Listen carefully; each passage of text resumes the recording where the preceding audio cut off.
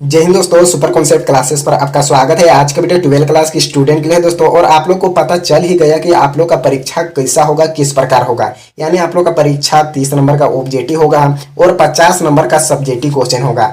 और यहाँ पर ये डाउट है कि 30 नंबर ऑब्जेक्टिव होगा, रंगने वाला होगा या फिर लिखने वाला होगा। यानी आप लोग का 30 नंबर ऑब्जेक्टिव रहेगा, ठीक है। उसमें 4 ऑप्शन दिया रहेगा और जो सही है, ठीक है, जो सही है उसको क्या करना होगा, आंसर दे के लिखना पड़ेगा। मान के चलिए ऑप्शन नंबर 2 है तो ऑप्शन नंबर 2 दे के जो भी नाम लिखा रहेगा उसको लिखना पड़ेगा। इस मामला है, ठीक है। तो ये मामला को समझना पड़ेगा। अगर अच्छा नंबर लाना है मेरे भाई तो आप लोग को थोड़ा 5 मिनट मतलब बैठ के थोड़ा सोचिए कि किस प्रकार परीक्षा होगा, कैसा होगा, कैसे मैं तैयारी करूँ, इसको सोचना है, ठीक है।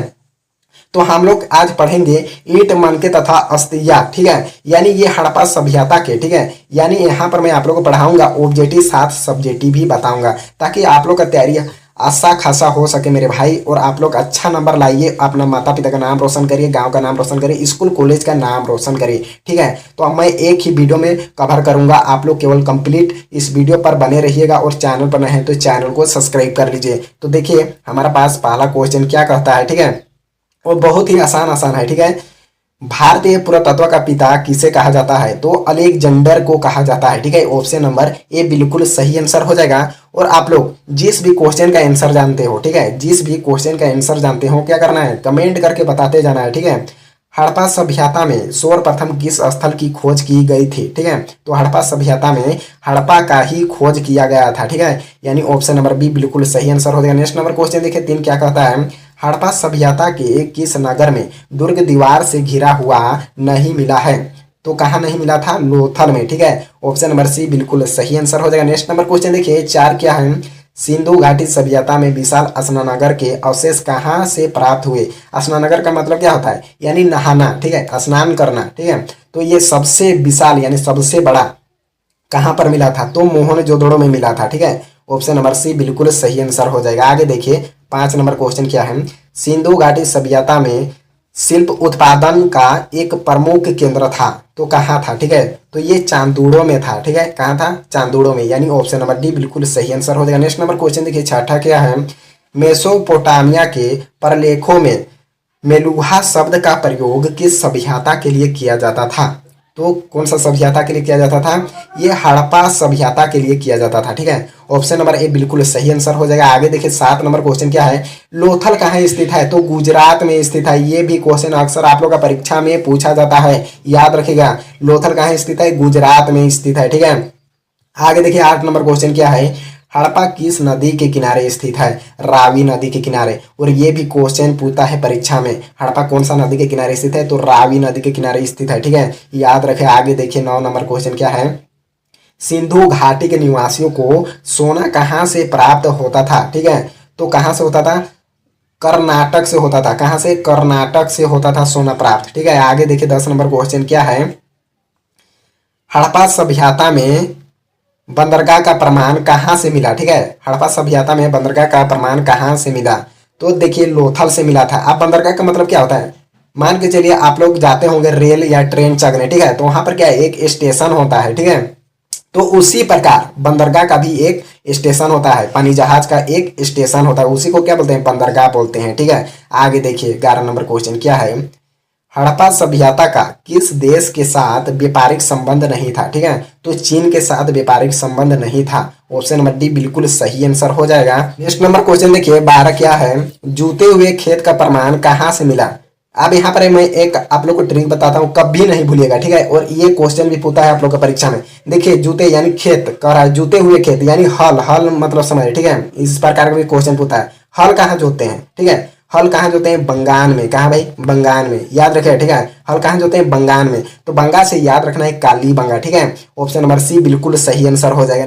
नेक्स्ट नंबर क्वेश्चन देखिए 13 क्या है, हड़प्पा वासियों को लाजवर्द मणि कहाँ से प्राप्त होता था, ठीक है। लाजवर्द मणि जो था वो कहाँ से प्राप्त होता था कर रहा है, तो यहाँ पर देखिए सोरतोई घई से, ठीक है। यानी ऑप्शन नंबर सी बिल्कुल सही आंसर हो जाएगा। नेक्स्ट नंबर देखिए 14 क्या है, क्षेत्रफल के अनुसार सिंधु घाटी सभ्यता का सबसे बड़ा नगर कौन था, तो मोहनजोदड़ो था, ठीक है। ऑप्शन नंबर बी बिल्कुल सही आंसर हो जाएगा। नेक्स्ट नंबर देखिए 15 नंबर क्वेश्चन क्या है, हड़प्पा सभ्यता की लिपि की मुख्य विशेषता थी, तो हड़प्पा लिपि की जो मुख्य विशेषता क्या थी, या दाएं से बाएं ओर लिखी जाती थी। ठीक है, यानी हड़प्पा लिपि को अभी तक कोई नहीं पढ़ा है, बात समझिए। ठीक है, हड़प्पा लिपि को अभी तक कोई नहीं पढ़ा है। तो जो लिपि था इसको कहाँ लिखा जाता था, यानी ये बाएं से दाएं ओर लिखी जाती थी। ठीक है, इसको केवल याद करिएगा। ठीक है, फिर देखिए यहाँ पर सभी का आंसर दिया हुआ है। ठीक है, आप लोग क्या करना है, नोट करते जाइए। ठीक है, कोई दिक्कत नहीं है। यहाँ पर देखिए अति लघु उत्तरीय प्रश्न है। ठीक है, और यहाँ पर बहुत ही आसान आसान क्वेश्चन है। तो देखिए पहला क्वेश्चन क्या है, हड़प्पा सभ्यता को कांस्य युग सभ्यता क्यों कहा जाता है। तो हड़प्पा सभ्यता को कांस्य युग सभ्यता इसलिए कहा जाता है क्योंकि यहाँ पर लोगों ने औजार बनाने के लिए तांबे और टिन धातु को मिलाकर कांसा धातु का उपयोग किया था। ठीक है, यानी हड़प्पा सभ्यता को कांस्य युग सभ्यता क्यों कहा जाता है, यानी जो हड़प्पा सभ्यता के लोग थे, यहाँ के लोग यानी कांसा धातु बनाने के लिए तांबा और टिन को मिलाकर कांसा धातु बनाते थे। बात यही समझिए। ठीक है, बहुत ही आसान क्वेश्चन है। आगे देखिए 2 नंबर क्वेश्चन क्या कहता है, हड़प्पा सभ्यता को सिंधु घाटी सभ्यता क्यों कहा जाता है। हड़प्पा और मोहनजोदड़ो नगर के अवशेष मुख्य तौर पर सिंधु नदी या सिंधु नदी घाटी के आसपास से प्राप्त हुए हैं।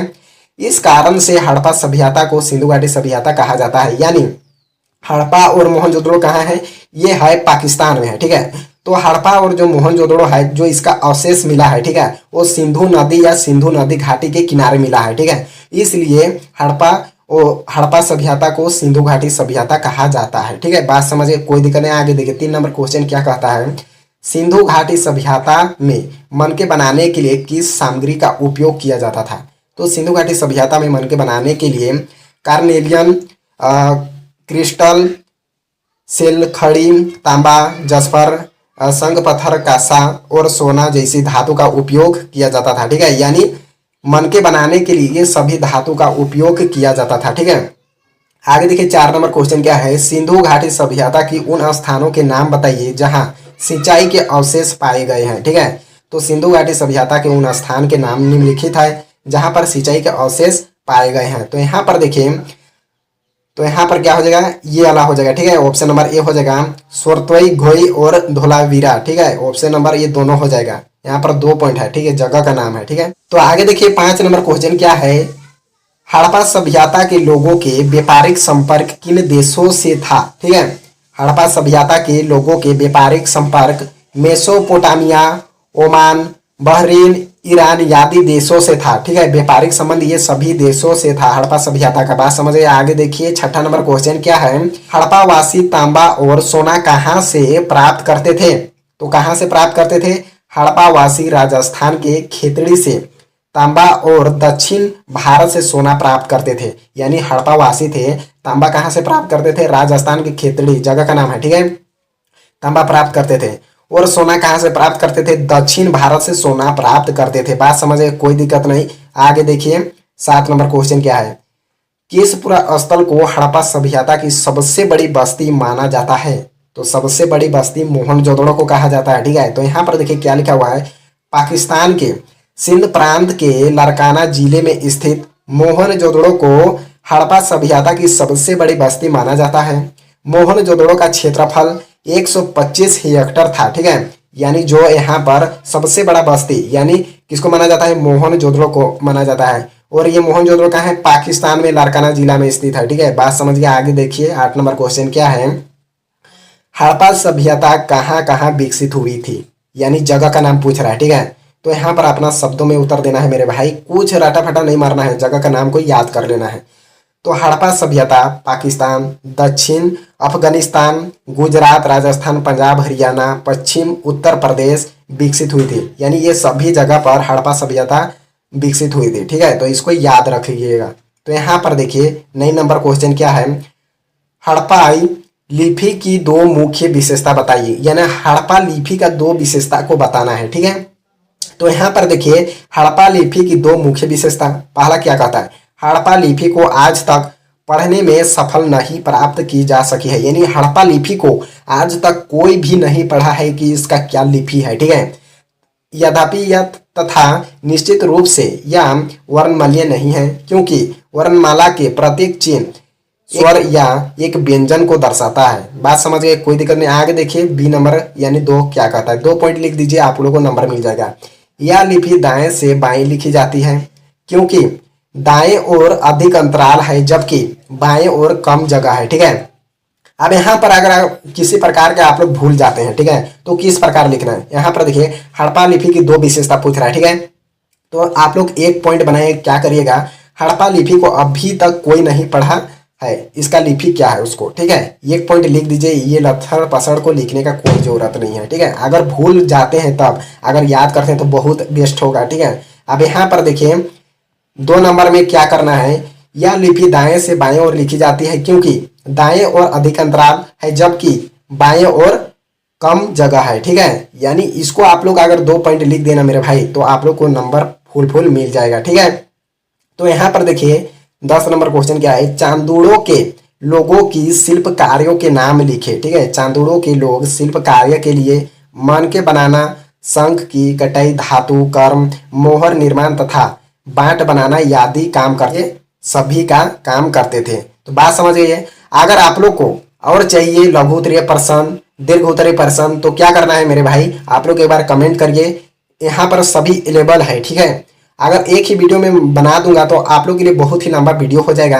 तो यहाँ पर देखिए मैं आप लोग को थोड़ा स्कोर करके बता देता हूँ कि किस प्रकार क्वेश्चन है। ठीक है, तो ऐसा क्वेश्चन है, लघु उत्तरीय प्रश्न है। ठीक है, तो आप लोग वीडियो को रोक के आप लोग पढ़ के अपने शब्द में लिखना है। ठीक है, किताबी भाषा नहीं लगाना है। इतना लंबा क्वेश्चन को आप लोगों को लिखने के लिए 2 पेज 1 पेज लग जाएगा। तो क्या करना है, क्वेश्चन पढ़ना है। ठीक है, और इसका कहानी को समझना है। इतिहास में कहानी अगर जो भी समझ लिया स्टूडेंट है तो फुल नंबर लाएगा। ठीक है, तो आप लोग कमेंट करके बताइए, अगर समझ नहीं आता है तो मैं आप लोग को अपने शब्दों में समझा दूंगा। ठीक है, यहाँ पर देखिए 3 नंबरी 5 नंबरी सभी दिया हुआ है। ठीक है, और थोड़ा सा मेरा तबीयत भी खराब है, इसलिए मेरा आवाज़ भी दूसरे जा रहा है। ठीक है, मैं और कोशिश कर रहा हूँ कि आप लोग के लिए बेहतर बनाऊंगा। ठीक है, और यहाँ पर जो चैप्टर नंबर 1 पढ़े ना, यहाँ पर कुछ क्वेश्चन कमियां बुझा रहे हैं मेरे को। ठीक है, तो यहाँ पर मैं आप लोग के लिए सेट तैयार कर रहा हूँ। ठीक है, वहाँ पर बवाल तरीका से तैयार किया जाएगा आप लोग के लिए। ठीक है, और आप लोग फाड़ के नंबर लाइएगा। ठीक है, तो आप लोग पूरा मेहनत करिए और अपना नाम रोशन करिए।